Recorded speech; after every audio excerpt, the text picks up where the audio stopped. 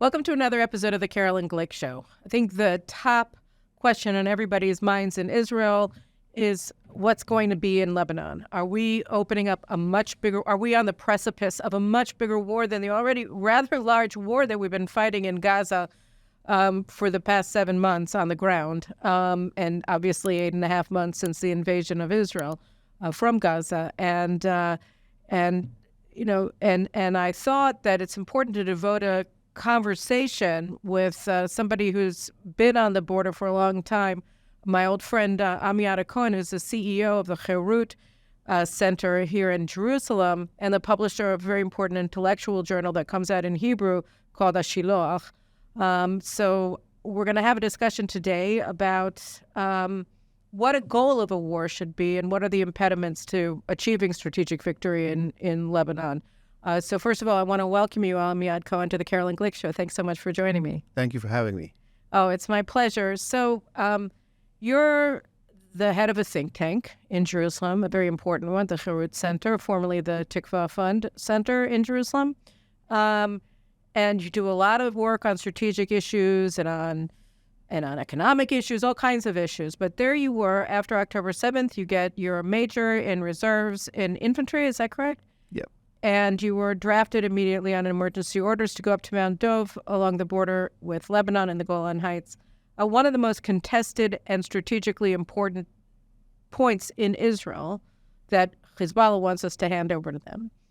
And you were there for 4 months? 150 days. 150 days. Have you been back since you got home? Going back in a week and a half for additional 60 days. Okay. All right. So at least. So you were in one of the most important hotspots in northern Israel that's been under continuous shelling since even before the war. No. No? First shelling was October 8th, well, they 6:30 a.m. The tent, yes. So they're playing around with games, not shelling, nothing like, not we call it cham, not hot. Okay. Not really bombing things. Okay, so, and that's more of a tactical thing, but you came away and you wrote an important article in April in Tablet magazine called The Last Lebanon War. And so I want to talk a little bit about, first, where do you see things standing today vis-a-vis Israel and Lebanon? First of all, it's as obvious to say that it's complicated, but I want to look from further distance about the strategies here. There's no border with Lebanon. This is Iran's infantry. This is Iran's ground troops. It's Foreign Legion. It's think about that as Iran, putting as a Foreign Legion. It's like, no, this is Iran. Okay. Iran on our border. Okay. And we're fighting against Iran. And what is Iran's strategy? Let me just take a step back for a second just to clue everybody, like you know and I know. So first of all, Hezbollah, everybody should realize, is seen by the Iranians and by Hezbollah as a unit inside of the Iranian Republican Guards unit, corps. So the IRGC sees Hezbollah as an integral unit inside of the IRGC, and it effectively has swallowed Lebanon, really since 2007-8 when it took over the airport and it staged a coup. So it's been in charge of Lebanon since then for 15 years or so, and yet we look at it as different. So we're starting this conversation from understanding that effectively through Hezbollah, which is Iran, Iran controls all of Lebanon, including the border with Israel. Exactly. There's no Lebanese state. It's a failed state. There's no active government. Hezbollah is part of the non-active government, actually creates that to become non-active. We need to be clear in our point of view. We're fighting a war against Iran up in the northern border. Okay. Now we need to think about Iran's strategy. The lesson of the Arab countries from the 73 war, you can't win Israel in a direct approach war. That means a full-scale war with Israel. You cannot win. We will have the American support. We have the comparative advantage in a full-scale war. We have the Air Force. We have American support with their aircraft carriers. These kind of wars, they should not attack Israel with them, because we will win them. That's why they went to a terror. And the second part is the war of attrition. The war of attrition, we're not good at these kinds of wars. We don't have, that's why he called us, Nasrallah called us spider webs. We're weak when we meet long-term pressure. Basically, that's their assumption. So in the Middle East, you always try an indirect approach. Liddell Hart, the British thinker, always use an indirect approach. They're trying to weaken us economically. We're trying to talk about ourselves as the democracy in the Middle East with a strong economy. But people with a security tension and threat, that hurts economics. You can't trust a place that is always threatened. And that's how they're trying to hurt us, aside of always using military power. So a direct approach will be a disaster, as it was now for Hamas. They tried to have a small attack and withdraw. They did not think we will take over Gaza in this way. So it's very good that we did that, and we need to finish that and destroy Gaza, not only Hamas, destroy every infrastructure we have there, put that aside. Lebanon are not trying to get a full-scale war. Iran, with a nuclear weapon, they don't want to throw the weapon on us. They want to weaken us through a long-term negotiation and deterrence that we will be always terrified, investing a lot in national security and always deterring the West for them to use the nuclear weapon. That's why, by the way, Iran doesn't have a nuclear weapon yet. Because in negotiating the nuclear weapon, they will be stronger deterring the West than having it. Look at North Korea, Pakistan. They have no leverage on the West. Iran has leverage because they're always playing the game. We are almost getting a nuclear weapon. Pay us more. No. I mean, I kind of think that North Korea has the leverage. Pakistan has the leverage of everybody knowing that they're nuclear armed states with ICBMs that are capable of attacking everybody. But they have today sanctions on both of them. And that's it. They're not a topic in the world. Iran is using their leverage today. In one point, they will get the bomb, and then they will use the leverage in other ways. But they're always trying to leverage and negotiate. We need to understand it's a different way of thinking than the Western, very efficient utilitarian negotiating and end the deal somewhere. Right. I want to get back to arguing with this on this point, but I don't want to belabor it right now because I want to get to the crux of your argument in the tablet piece. But before I do that, I need to ask you about what IDF is doing now. I mean, the IDF has been bombing different targets in Lebanon, killing various important Hezbollah terror commanders in Lebanon, really since they started their projectile offensive on us. And the question is then, how do you assess the IDF's operations to date? Do you think that they're just sort of whacking a mole and not have no strategic implications, or do you think that there's a rationale behind this that is getting us to a better place? Yes. How do you view these things? The IDF, it took a time to articulate it and to go directly in that approach, but the IDF today is crushing every military infrastructure in southern Lebanon. Hurting one by one, they built a lot of infrastructure, mostly underground, in houses. Think about the entire southern Lebanon is Shiite town. They have Sunni Shiites, but the Shiite villages are all Hezbollah army bases. Right. That's basically how we need to think about it. And they are prepared for a ground invasion, Israeli ground invasion to southern Lebanon. What we're doing in the past 8 months, while they're shooting rockets at us and we withdraw from the northern border of Israel, we're crashing as much as possible, mostly with airstrikes. First of all, the people who are running the operation in southern Lebanon, and the second part of it is all the infrastructure. If you look deeply in where Israel is attacking, Israel is not attacking infrastructure northern of the Litani River. We're barely attacking. We're attacking sometimes strategic assets in the Bekaa in Lebanon. We're attacking anti-air facilities that they have in north of the Litani River, or individuals, leaders, commanders of Hezbollah north of Lebanon. So what kind of infrastructures are you talking about? South here? of Lebanon? In southern Lebanon. In southern Lebanon. It's warehouses for ammunition for the ground troops in an event that we come to attack. It's underground facilities that they have ready for us to ambush us. They're ready. And we're bombing them? Yes, I hope successfully. To my knowledge, doing a pretty good job. But we're preparing for that. That's my analysis. Looking at South Lebanon, we're preparing to destroy all their infrastructure. So in an event we come and invade to South Lebanon, most of the infrastructure will be destroyed.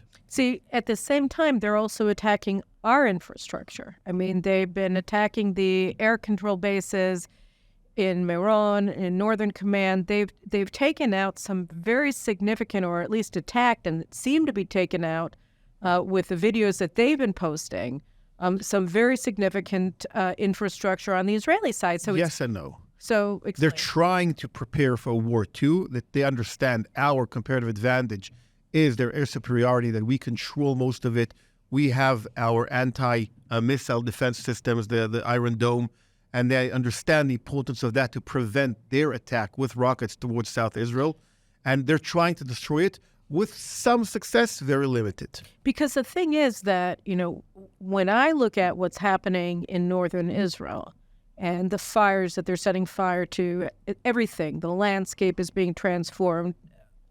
Hundreds of homes have been destroyed, making it uninhabitable. It's sort of they're doing the reverse of what we keep saying, we're going to bomb them into the Stone Age. So we're not in the Stone Age, but we're incurring significant damage. The people of Metula are going to be hard-pressed to go back to lives as normal one day. And so it doesn't feel like we have the air control, the superiority, the control of the skies that we did in the past. It feels like that's been significantly downgraded. No, we still have the air control. We don't have the anti-guided missiles, the anti-tank guided missiles protection, and the very low altitude drones. These are two things that are very complicated to prevent attacking. Now, this is a different conversation between the tactical level and the strategic level. On a tactical level, the withdrawal of civilians from northern Israel, northern Israel is a tactical success. We don't have dead civilians in the past 8 months, right? Oh, barely. But it's a strategic mistake. So sometimes a tactical success is actually a strategic liability. We now gave up in the war. If Ben-Gurion argued for 3 strategic pillars of Israel's national security strategy, as we have a short war with a decisive victory in enemy territory, now we have a long war on our territory with no decisive outcome. Right. So we need to change all that, but that's the lack of strategy. And here comes my strong argument. What is Israel's strategy? And that's a real conversation we need to have. Okay. So wait, one last question before we start on the strategy, because I brought you here for the strategy. But the counter argument that I contend is that in order to get to the point where we could have this conversation about Israel's strategic goal vis-a-vis Lebanon, we had to be in a position where you have 80,000 Israelis saying you have to win a strategic victory so that we can go home. And without a strategic victory, we're not going home. So that it's almost by evacuating them, the government trapped itself, for lack of a better word, that's not the exact word that I want, into a situation where it has no choice but to fight to strategic victory, because without it, we're facing an unacceptable outcome from a national perspective that the public will not accept. So, as I see it, it was sort of I don't think it was intentional. I don't think people realized the implications when they did it necessarily, but it forced us into a situation where we have to get to your strategic conversation. I hope you're right. First of all, it definitely was not intended to be like that. But now that we have 83,000 people evacuated, I call it refugees in their own country. Exactly. It is a liability and forces the government to get a solution. But I don't think reality in the meantime shows that, because I think Israel is begging for a solution which Hezbollah will never accept. But we want to negotiate something. We want Americans' deterrence to force that negotiation. But Israel does not want a war with Lebanon, Hezbollah today. Why? 3 reasons. 1, the IDF is exhausted. We need to understand 8 months, the regular army and the reserves. I spent 150 an additional 60 days in battle, and I'm like an average reserve armist.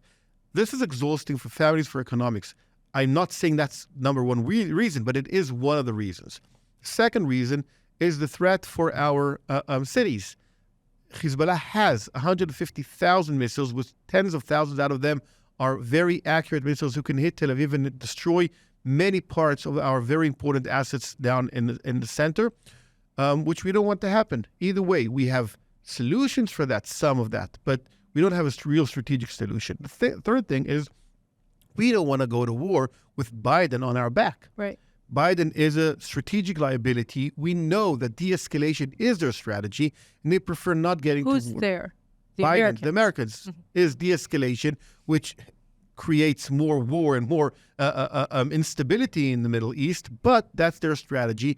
And if we attack in Lebanon, they will do everything in their power to limit our success and limit our time schedule to go to war in Lebanon. The fourth thing that is important is the timeline. Winter is coming. That means we're summer now, but if you understand that the length of the war will be more than a month and a half too, September, southern Lebanon, winter is coming, more clouds. We lose our competitive advantage with drones. Hezbollah is losing their competitive advantage in living inside the hills and the tunnels with rain and other things. The fog prevents them from shooting their anti-tank guided missiles. It's complicated for everyone to fight a war in South Lebanon. I think if we don't start a war in Lebanon until mid-July, beginning of August, there will be no war in Lebanon in the meantime. So we prefer having a solution for all four of these challenges we have. We want Trump to win in November. We want the IDF to rest and rebuild itself and buy more ammunition, which is we lost a lot in Gaza, and to finish basically the Gaza front. We want to have the laser beam, the laser dome that it's almost ready. Though in my understanding, it's almost ready, and I believe in a couple of months it will be ready, operational. And the more time will pass through, it will basically cancel Hezbollah's strategic asset in the rockets. So we'll be able to protect our cities and our strategic infrastructure. And you prefer going to war with these three strategic pillars on your side. There's the worst case scenario not the worst case scenario. The problem in this strategy to waiting with the war is that you can't start a war on your own. Like, we stop a war, we get to some ceasefire with Hezbollah tomorrow. Who will start a war with Hezbollah a year from now? So one of the things that I heard about that, I just, on the radio, I was listening yesterday, and Yaakov Bardugo, the commentator here, said, look, if the army wants to put, 4 divisions on the border with Lebanon now, like if we get to some sort of something or another, and the answer is that we have some kind of a ceasefire where you have 4 divisions basically just sitting there and protecting Metula, then you're going to get a war anyway, because you can't have that kind of massive forces on the border, on both sides of the border, without something happening that's going to the point is that we're not lacking for provocations. It's not a foregone conclusion that if we go to a ceasefire that it's going to last. But does a provocation to the contrary, right? But does a provocation suffice to argue for a full-scale war? That it's basically can be the ignition for a world war. The things are balanced here. This is a war with Iran, as I opened, right? And a war with Iran is something no one wants. Even Trump, with Tom Cotton as defense Secretary of Defense, no one wants a war like that. No one wants to go full scale with Iran, because we understand that we have Russia on one hand with their nuclear weapons. We have China on the other hand trying to find an excuse to attack Taiwan. And a full scale war with Iran today is something that no one wants. So the question is how we prevent that and how we succeed to defend our border, to get the assets we want for a full scale war, to prevent that war on the long term, and to deter Iran from attacking us. So, okay, I want to go to your strategic concept, and then we can work our way back to the problems that you just listed. So go. My basic argument is Hezbollah and Iran need to understand that they're going to lose a strategic asset the second they start a war with us. In the past, let's say 30, 40 years, Israel is in a Groundhog Day situation with Hamas in Gaza and with Hezbollah in the north. In Gaza, we went again and again, till now that the first time we totally destroyed Gaza. The same thing needs to stop with Hezbollah. Just remember history. 78, the Litani, 82, First Lebanon War, 2006, the Second Lebanon War. After 2000 we had 2000 we withdrew there. Then we had the kidnapping of the 3 soldiers. 2000, it's like we have a long history with them, starting from the 70s. Right. How do we stop that Groundhog Day situation? We need to argue for one thing. We don't come back at the end of the war to square one. There's going to be a significant change that is in something in a way that you will understand you lose everything. They have to lose southern Lebanon. Now, my argument comes from two perspectives. One, strategic Israeli asset. The IDF and the postmodern way of thinking about war and military forgot one very fundamental part of warfare: ground, territory. Right. The goal of an army is to take over territory. I was a soldier, an officer in the Second Lebanon War. We were raiding Lebanon, coming in and out, back and forth. That's the dumbest way to have war. If you think and that's, by the way, what we're doing in Gaza. I agree. We forgot about the concept of taking over territory in a war. Now, even if you argue that's a chip for negotiation, hold that chip and then negotiate. And if you don't have a reliable threat that you're going to take that, a credible threat that you say, listen, if you don't negotiate, if you give me what I want, I will keep this territory, so you don't have a negotiation. So we need to negotiate with Iran saying, listen, South Lebanon stays with us. We're moving the border to the Litani River because, one, is for them to understand they're going to lose something strategic for them on the end of the Third Lebanese War. And the second thing, we need a geographical border separating between us and Lebanon because we have two major strategic threats from Lebanon. We have the rocket, the indirect explosives coming to Israel, which the Iron Dome and the laser beam will protect us. But from invasion of ground troops, you need to have a geographical border. And I'll give you the best historical example for that. Imagine 1973, October 6th, 620 Syrian tanks going down the Golan Heights, down to the Achula Valley, and trying to take over Israel. Israel would have been destroyed unless in 1967 we took over the Golan Heights. In the fifth day of 1967 war, the Six-Day War, we could have ended the war with taking over the Sinai Peninsula and Judea and Samaria. But on the Thursday night, there was meeting inside the IDF leadership and the government saying, should we take over the Golan Heights? The Syrians were not attacking us in the Six-Day War in a dramatic way. We could have ignored it and let things stay. But we understood the importance of geography and land superiority in that time, and we took over the Golan Heights. We should point out 1 second why we understood it. And the reason we understood it is because the Israeli communities in the Galilee had been continuously shelled from the Golan Heights. So it's not that, we kind of thought it would be a good idea. We knew it had to be a good idea because Kibbutz Dan had been, they got more projectiles than the Gaza envelope did. Right, but that doesn't prevent the rockets from shooting on the Golan Heights. But the ground invasion... Right, but it's a high plateau. It's a high plateau that is like between 400 to 900 meters higher than the Achula Valley and the Sea of the Galilee Sea. And we have ground superiority with the, it's called Kavat Tilim. Kavat Tilim is the volcanoes. It's not the missile line. Not a Tilim, a Tilim. Tilim. I was reading about the Syrian-African fault line. No, it's volcanic hilltops on the Golan. Mm-hmm. You have like small hills that used to be volcanoes, and now they're hilltops. We control them. Think about Avigdor Kahalani, 1973, protecting and preventing with 20 of his own tanks from 240 Syrian tanks attacking in the Valley of Tears. The only reason he could have succeeded there is the ground superiority that he had. That prevented Israel from destruction in 1973. So in South Lebanon, you're talking about the Litani River taking over, essentially annexing South Lebanon up to the Litani River. 20 kilometers in the western part. It's 4 kilometers around Metula, but it's an average 17, 20 kilometers. It's the depth. I don't care about the land. I need a border.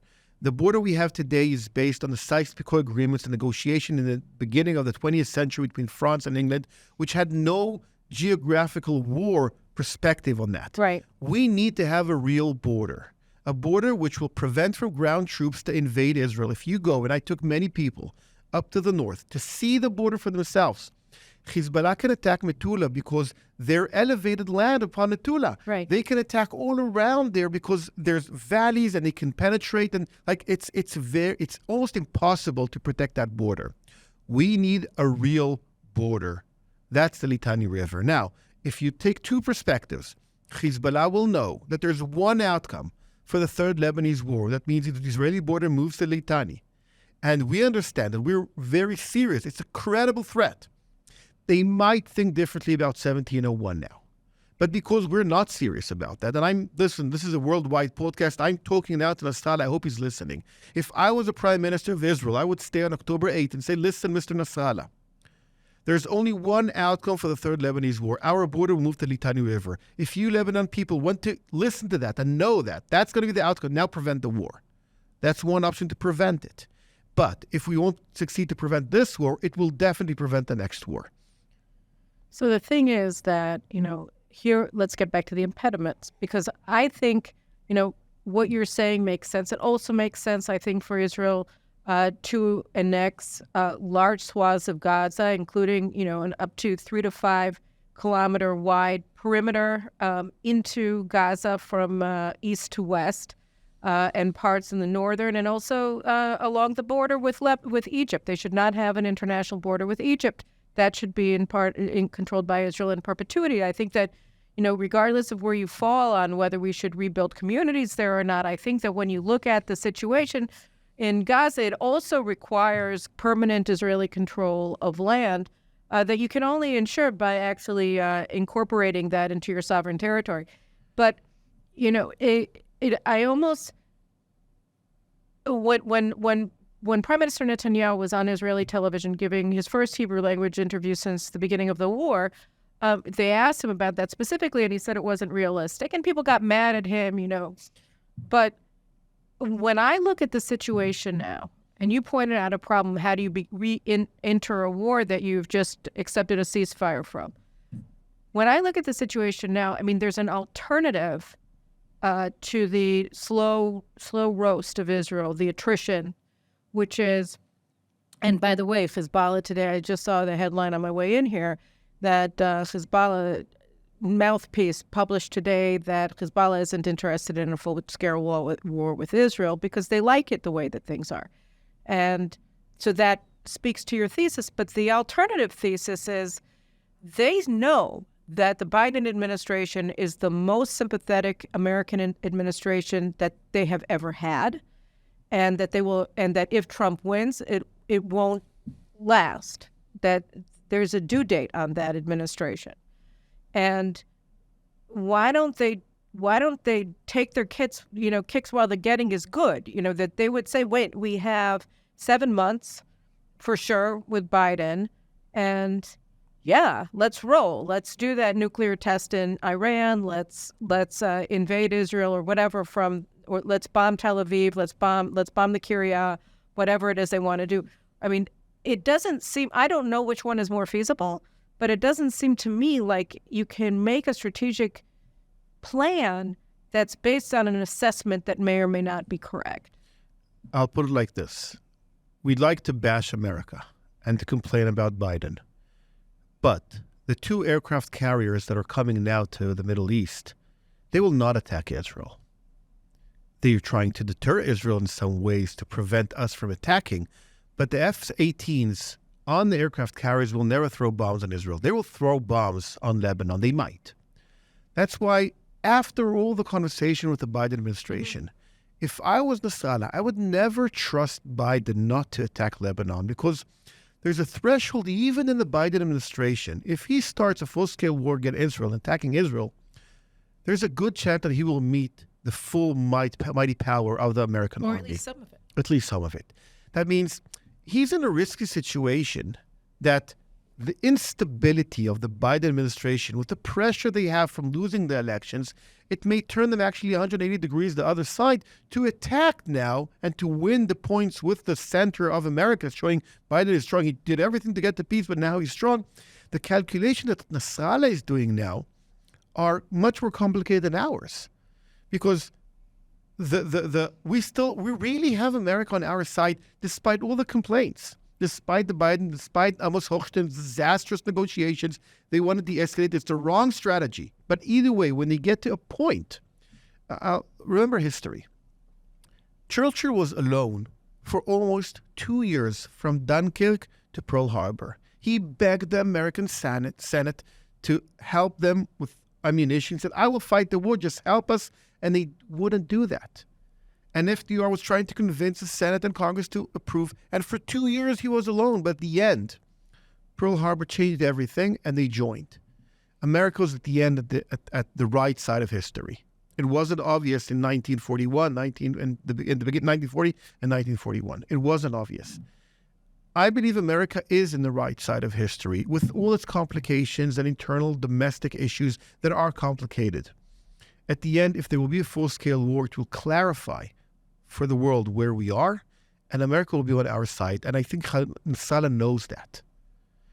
The way to prevent a war is by sending now 2 aircraft carriers, is by Netanyahu going all around the world saying, we will go to full-scale war. Now, that's the short-term solution to prevent the war from happening now. Is that a good solution for the long term? The answer is no. We will need to be ready for a full-scale war with Hezbollah and with Iran directly. We will need to have the right president. That's my first argument. My second argument is it's very nice for us to account that Trump might win the elections, but he might lose. Now, think about the worst-case scenario for Israel that Biden wins, and where are we then? What is our strategic plan for that event? And I will add to that. If Biden wins, despite the fact that he did hold weapons for Israel and he tried to prevent Israel from winning these 2 very, let's say, existential wars we have now, what's the meaning for that for the Jewish vote in America? It weakens it strategically. Despite everything they did, they still won the elections. That means our position in America will weaken dramatically then. So maybe the Democratic Party will be stronger. So that also speaks to moving now. Because, I mean, the argument that I've been making is that what we're seeing now, the hostility emanating from Washington today, is likely the most positive position that the administration this administration will take vis-a-vis Israel, meaning it's all downhill from now. So that unless there's a full-scale war. But that we did not ignite. Now we're in a blame game now. We're trying to convince the world that Hezbollah is the one who started the war, and we are justified to start a full-scale war because there's no other solution. And so what is Hochstein? What is Hochstein? Hochstein is Plan B, trying to de-escalate with a negotiation. With a nonsense 8-kilometer, withdrawal from the border of Hezbollah. What is that 8 kilometers? 8 kilometers is nothing. In military perspectives, the long-range anti-tank Hornets, that's the long-range anti-tank missiles, their distance is 10 kilometers. It means nothing. The towns on the borders are Hezbollah operatives, all of them. There's no real operative meaning for that. The question is what we will give up. This is a complicated situation, and if I will try to articulate how it's going to round up from now, or unfold from now. In a week or 2, 3 weeks from now, we will declare the end of phase 2 in the Gaza war. Right. If you look at the numbers now, the Hezbollah attacks on northern Israel declined in 60-70% per day. From when? From the past 3 weeks. So from 12 attacks a day, we went down to 4 or 5. In the period of the holidays, they had almost 0. In their Muslim holidays, down to 0. They're de-escalating their end. They're towards, as I said, the winter is coming. The elections in America, the pressure on America is rising. They understand that. The second we declare the end of the war in Gaza, now understand the situation in Gaza. We're finishing Afiach now. There's a lot of groundwork there, but basically we took over. And there's still the camps in the center. That's Nutzirat, Dir el-Balach, and the leftovers of Jabalia that we still need to take over. I think, and I don't know for a fact, but I assume that they're left there because that's where the hostages are held, and that's where we took out the last hostages, and now we'll be left for the end. And we will declare the end of phase 2, and we will start raiding and saying we're now reconstructing. If you see the chaos now in the Gaza Strip, it's a good chaos. That means Hamas is losing their sovereignty on Gaza. That's if Netanyahu declared one goal for this war is Hamas to lose sovereignty. By the way, I disagree with you on territory in Gaza, but that's a different conversation. I think we need to do like we did in the Judea and Samaria in 2002-3. There's no Hamas sovereign leadership in entire Gaza. We need to take over everything. If you think about A, B, C in Judea and Samaria, everything needs to turn to B. B means civil sovereignty of the Gazans on themselves, but 100% Israeli sovereignty and security. No one will fight our wars for us in Gaza anymore. Right. Ever. So taking the center strip, the Netzarim Road now, to divide Gaza to two, it's obvious. We don't need to declare we're taking the northern border. It doesn't help us much, and it only gives people weapons against us for arguing that we're annexing because we're imperialists trying to take the Gazans' land. It doesn't matter. We need to destroy, we need to control militarily Gaza from now till whenever their kingdom comes. Exactly. Now, when that phase will end in 2, 3, 4 weeks from now, I think Netanyahu in the Senate maybe address that situation and say, we finished operation in Gaza, we took over the Gaza Strip, and now we have one enemy, Lebanon. And Hezbollah will say, Iran and Hezbollah. And then Hezbollah will say, oh, we finished the operation in Gaza, you're now rebuilding Gaza. Okay, the war is over, we're stopping now to shoot. And it will dissolve into a very, very non-clear end of the war up in the north. Biden will say we solved the issue. Hochstein will be irrelevant with no real negotiation. There will be like some withdrawal of Hezbollah operatives from the border to the north. And then will come the elections. And then winter will come and things will calm down. Will the population, 83,000 people, will come to the north? Not all of them, but enough of them will come up. Israel is not that good on the right, definitely, for going against their government. And most of the people who live up in the north are voters. You haven't heard them in the past 8 months. They're weaker, they want to go home. They won't be the real reason. Now, the protests against the government are irrelated to they would come or not come. It's not that a strategic pressure on the government yet. When that ends, 3 things will happen. Either by what ends? When the war will dissolve in Lebanon with Hezbollah and Iran, we'll go to like 1 attack a day, and we won't have the international support to reattack them because it basically ended. Unofficially, they declared the end of the war in Gaza and we're lowering our weapons. They will attack here and there. Will be, again, the attrition period of it, keeping a very small level of fire in the area. We will need to consume a lot of effort in protecting the border. But we will have time to breathe. They will declare victory, Hezbollah, that we won, we destroyed Israel, and we deterred them from starting a war here, despite all their efforts and arguments. And then everything will calm down. We will have time to, build an army, rebuild it, because the IDF leadership in the past 15, 20 years destroyed the IDF. By the way, American Army have the same issues. If an American general is listening, you need to know you don't have a real army. It's a cocoon. If you don't have ammunition for a long, full-scale war, if you don't have the industry, America is trying to raise the production of artillery shells to 100,000 shells a month. That's nothing if you want to fight against China. That's nothing. There's a shortage of explosives, worldwide shortage. Everyone is buying weapons now. The world is now arming itself towards a third world war. Depends if it will happen. If the let's say Western world will arm itself enough, it might prevent the war. But after that de-escalation during towards the elections, following the elections, Biden might win. We might, and I believe we will have the anti-rocket strategic system. We will have the time to rebuild the army, to rest a little bit, to calm down, and then go to elections again. And the topic on the elections will be how to solve Lebanon and Hezbollah and Iran. And I doubt Israel's ability to go to full-scale war with our own initiative. So I don't see us going to war in the next year or two because of us. But I believe the world instability, Iran's hubris following the success of the war, the Houthim is still a problem in the south. Hey, they just announced yesterday that they have their domestically developed supersonic weapon. Yeah, hypersonic weapon. Yes. By the way, in let's say technical terms, they're right. Because a ballistic missile, when it goes down from the atmosphere, it gets to supersonic speed. But it's not like what we call the supersonic. But it's pretty crazy that the Houthis have ballistic missiles. Yeah, the whole thing is crazy. We can have a long conversation about what happened when technology goes everywhere. You have an iPhone. I think that you've just convinced me you're coming back here, Amiad. But basically understand that's where we're going. Now, I think the only way to go out of here is to be very clear about our strategy.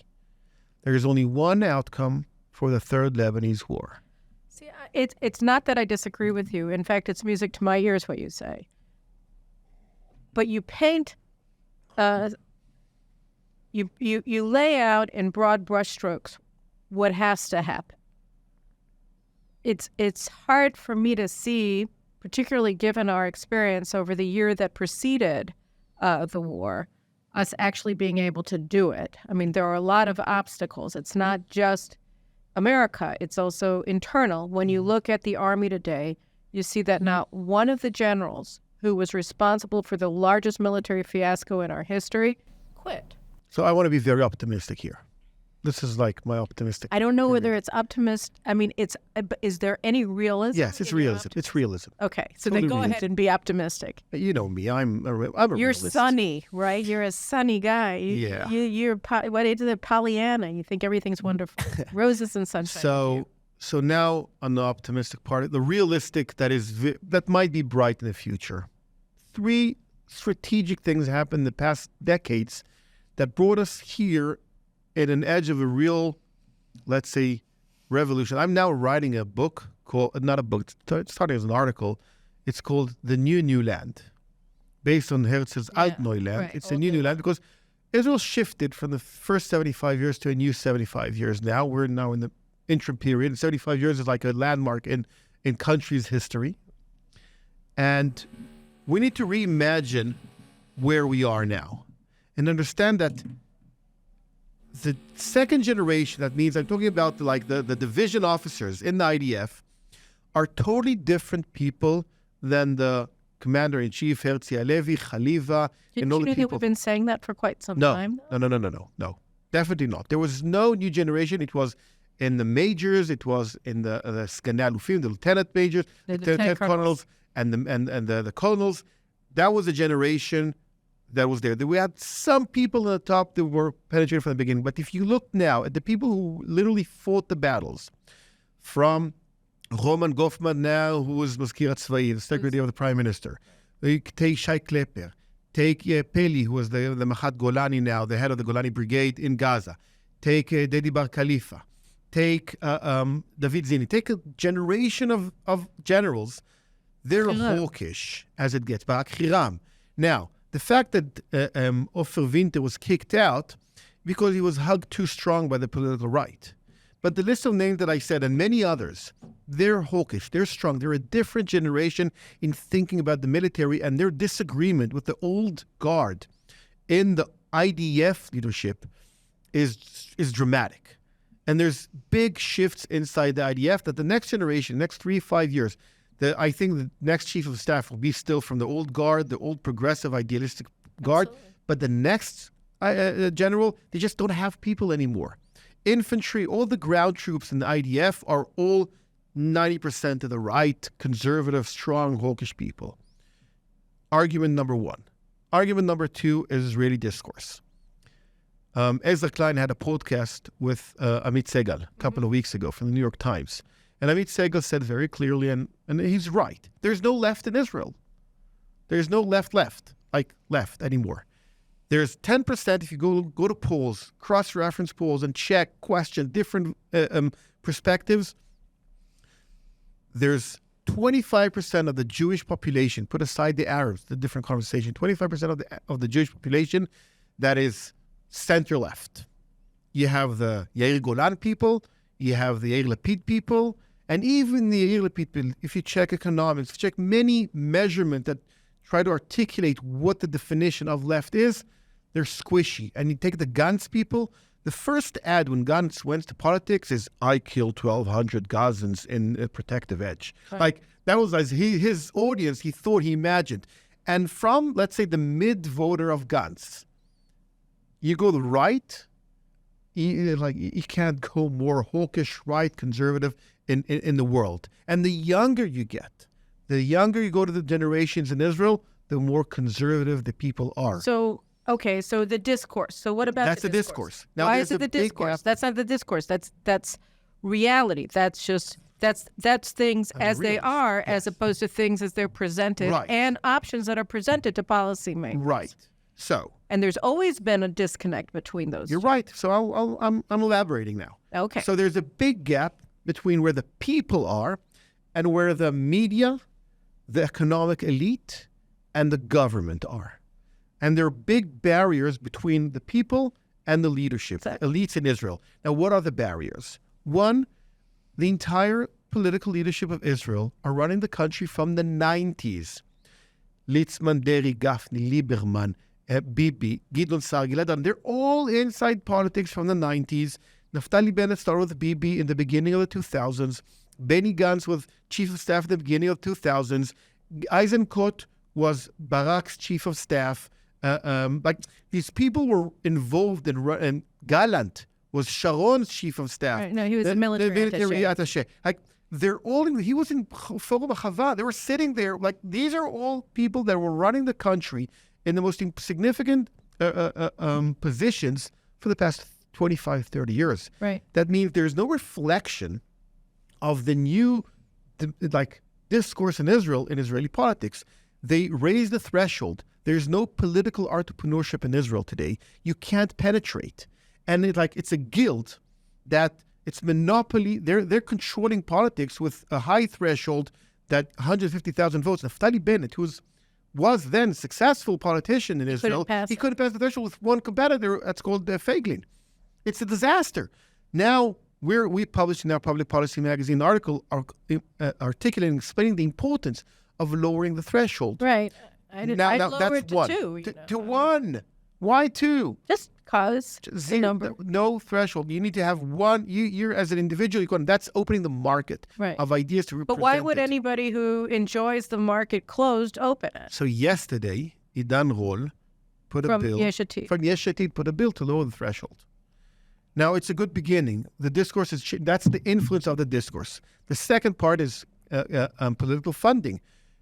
The legislation prevents people from raising money for political activities, and the current politicians get total 100% funding, free funding from the government. So wait, before you go into all of the political things, but don't forget the permanent bureaucracy that sustains itself. Of course. So the problem is the weakest link here are the politicians. Right. And the media are owned by these bureaucrats some ways. There's no free market in Israeli media. That's why Janus is so important, and Janus in Hebrew will be much more important to speak the Israeli discourse and to reflect and make a real difference here inside Israel. And the new media is changing that. But in the next 2-3 elections, there will be no left-wing government in Israel. And there's a new generation of leaders on the right, a young, thriving generation that intellectually, it's, let's say, conservative. There's if you take the Likud in the 90s, 2000, if you take a checklist of what are the conservative policies you want to promote and do a poll with the Knesset members of Likud, out of the 32 they have today, 4 or 5 will know exactly what you're talking about and have some understanding. Amit Halevi, Ariel Kalner, Danilus, the young generation, Shikli, the young generation know what you're talking about. The rest are clueless. They're crony. They're not people who understand policies, definitely on the conservative side. And now the next generation of leaders are totally there.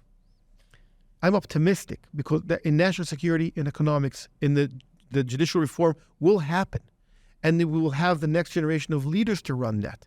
And that's the importance. And you said that the policies, the INSS, if you think what the conception that brought Israel to this disastrous event of October 7th, the INSS have a very strong place there because they are the people who articulated the Israeli national security, that Hamas is the third, or Hezbollah is the third, all that nonsense. And now they are the people who are consulting to the Prime Minister and the Defense Minister. Right. They are the same people, the same conception. conception. The Prime Minister, Right. Defense Minister. Benny Gantz, Eisenkot, and Gallant, they're all getting advice from Udi Dekel and his friends, and Tamir Hyman, and these people who destroyed literally the Israeli national security in everything. The IDF totally destroyed everything. And now they're starting to come right-wing institutions. Mechon Misgav, and JIS, and other very important institutions, and I'm including Herut too in that picture, that are trying to counter that world of ideas and to offer papers and strategies and trying to, let's say, fight in the battle of ideas in front of the government. So it's not that I'm disputing you. I mean, we've had these conversations over the years, you and I, for a long time. And it always seems like it's just around the corner. But at the end of the day, you have the Lucy spiking the football at the last minute where you have these members of the guild, whether it's in the political apparatus or, more importantly, in the state bureaucracy and the IDF high echelons that block everything from moving. And you're right, it's sort of like a volcano waiting to erupt. In the meantime, though, and that's what I always say, is the short run screws everything up, right? Because here we are, with the IDF, filled with failed generals who failed us completely and then refused to resign and keep going. I mean, Herut Levy literally said in Yediot Achronot that he really wants to quit, but he's not going to resign until the war is over, meaning he's not going to let anybody do a better job than he has. He's done a horrible job. So you look at this and you say, in the short term, we may all be dead, God forbid. What they managed to do, and so that brings us back, before we leave this extraordinary intellectual journey that we've taken, and I appreciate it so much, to the question of the here and now. And so if I wanted to try to distill what you've been saying into what your horizon is until November, until January 2025, God willing, we get Trump in. And then what do we do if Biden stays in power? What you're saying is that we're about to sort of end the war in Gaza, give the army a rest, hunker down in the north, not take any sudden moves, hope for the best, and rebuild, and use this time to rebuild, and that's what we're facing right now. And the strategic game, the strategic goals should be articulated now, but they're not going to be achieved now, not with this administration, not with what we have going right now. That's basically what you're saying. And that Hezbollah, that's what Hezbollah wants, that we're going to play by Hezbollah's rules. They want to de-escalate. They don't want to go into this war right now. And we're kind of at that same place because of the political realities, the geostrategic realities with Washington. And so that's where we're going to be. It's not what I want to happen. It's what I think will happen. And you're seeing the advantages of that situation. I see advantages from an Israeli point of view. I see alternatives. And they're like, you need to have real set of cojones to do that. But you asked the important question about the short term. And I just can only quote one smart guy: blood, tears, and sweat. And toil, don't forget toil. We need to be resilient. It's going to be hard. Now, I'm a realist here, saying that I gave a speech a couple of weeks ago in a conference we had about Israeli economy, because the Israeli economic situation is a disaster. We're fiscally expanding everything. We will pay the debts later. Like, we're taking all the risks possible economically, and we're not making any strategic moves. So I gave a speech that's called the speech that was not given in October 8th or like 10th. It's going to be a long war. Israel's going to invest 600 billion shekels.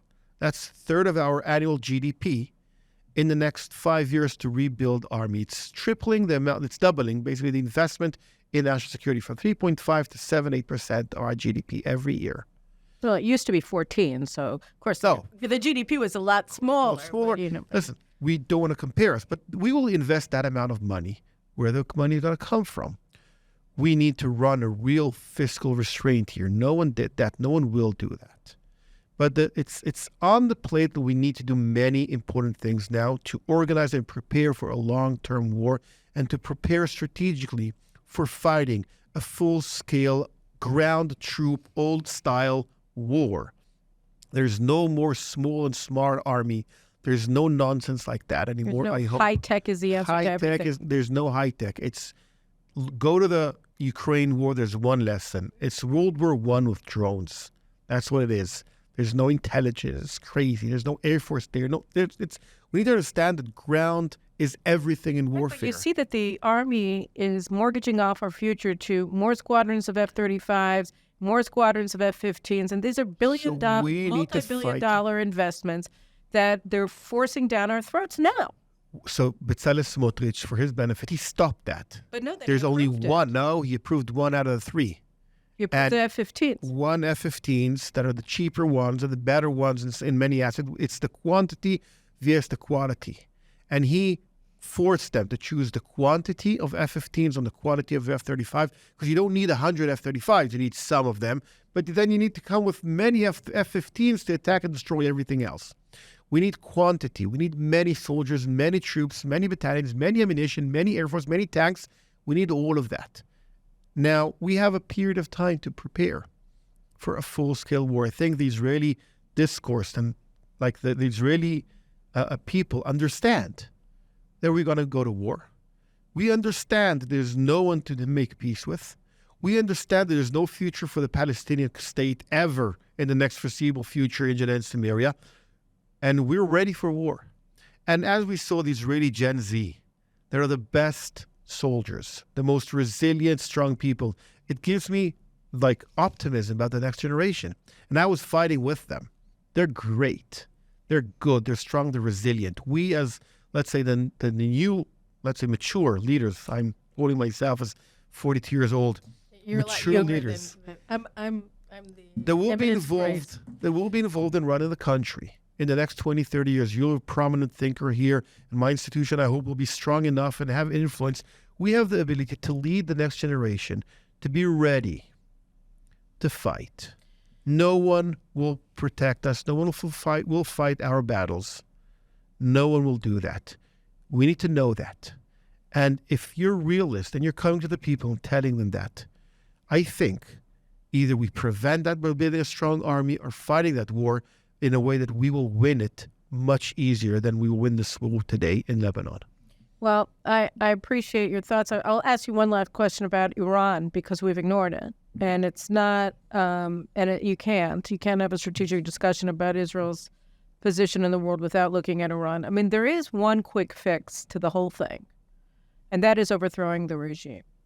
And that's something that's never been seriously engaged in or tried. You have 80%, 90% of the Iranian people don't want this regime. And it's not a question of boots on the ground. It's a question of providing them with the means that they need in order to overthrow the regime. And it's not, you wrote in your article in Tablet that essentially our interception of the 300 projectiles that they shot at us on April 13th, 14th proves that Iran is actually a lesser threat that will be able to intercept, except for the fact, I mean, there are two facts. One is that a nuclear bomb is a nuclear bomb, and they rightly refer to Israel as a one-bomb country, that we only need one bomb to destroy this whole country. And beyond that, having a nuclear bomb or having the threat, as you mentioned before, of an imminent nuclear arsenal is enough to force the West to its knees and then enable them to rebuild constantly this ring of fire around Israel that requires us to fight this war. But where is Iran in your thought process? So, okay. We think at Iran as a very strong country that just... And you saw what happened with Raisi. They couldn't find their president, as this Lebanese lady said on TV. You know, they're not like a conspiracy if I will say that I think. I don't know anything, obviously. But it seems to... Israel might be involved in that. I think so, honestly. I disagree with you, but it certainly makes me feel good to think that. I'm basing on some, like, not evidence, but some things that I know that I think there's a chance that Israel's involved in that, but it doesn't matter. That's not important. Iran's strategy to use proxies to fight their wars are a strategic decision because they cannot go to war with their own country.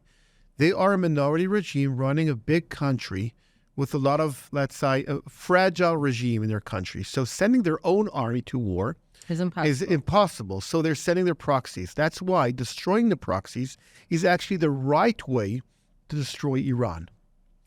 It's exactly the opposite of what everyone thinks. Everyone thinks that you need to hit the head of the snake. But hitting the head of the snake enables the proxies to attack you. The proxies are much easier to destroy. Why? Isn't it easier to just help the Iranian people overthrow the regime?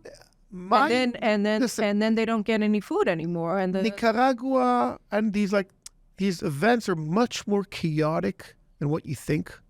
And you can't engineer the outcome of it. And I prefer to be very simple. There's a phrase in Hebrew, "Ma shelo yeh pashut, pashut lo yeh." Well, it's not simple, simply won't happen. Something like that. Yep. And it's not simple to create and engineer a coup. And if you think about a government and an army, you know how dumb they are. I know. And there's a phrase in Hebrew again, sorry. It's either a house of cards or yes, prime minister. If it's the government, it's yes, prime minister. There's no house of cards. And you can't be that sophisticated, complicated, small, gray, very high sophisticated special ops might be. But as a government to plan something crazy like that, it never happens. It needs to be simple, very clear cut. You go to war, you take over land. That's a goal. Very simple. No complications. The war is, let's destroy the hell out of Hezbollah. Americans, Israel should not attack the Houthis in Yemen, by the way. Only America and the world should take over international trade routes to protect them. I don't either one of them, but someone needs to take that out and attack the Houthis. Trump will definitely do that. By the way, the best thing to happen, that should happen now with Iran, is the day Trump takes over to full-scale sanctions and maritime blockade on Iran. That's it. Then I think Trump might do that. Well, we'll have to see which Trump shows up tonight at the debate with Biden and which Trump, if he wins, shows up in the White House. But last sentence about Trump. Yeah. Forget about Trump stuff. Him. Yeah, God bless him. By the way, he didn't do, all the mistakes he did in the first term, he's not doing it now in the campaign. He's not tweeting crazy things. He's not saying crazy things. He's very, very consistent and stable. Right. People want to remember the Trump of 2016, but it's not the same Trump now. That's one. Two, the people he's surrounded with. Let's assume Mike Pompeo will be Secretary of State. Tom Cotton will be either CIA, either Defense Minister. He's surrounded with very strong, prominent people who we can trust.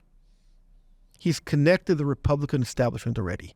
He understands. He will have he announced, I will work with Nikki Haley.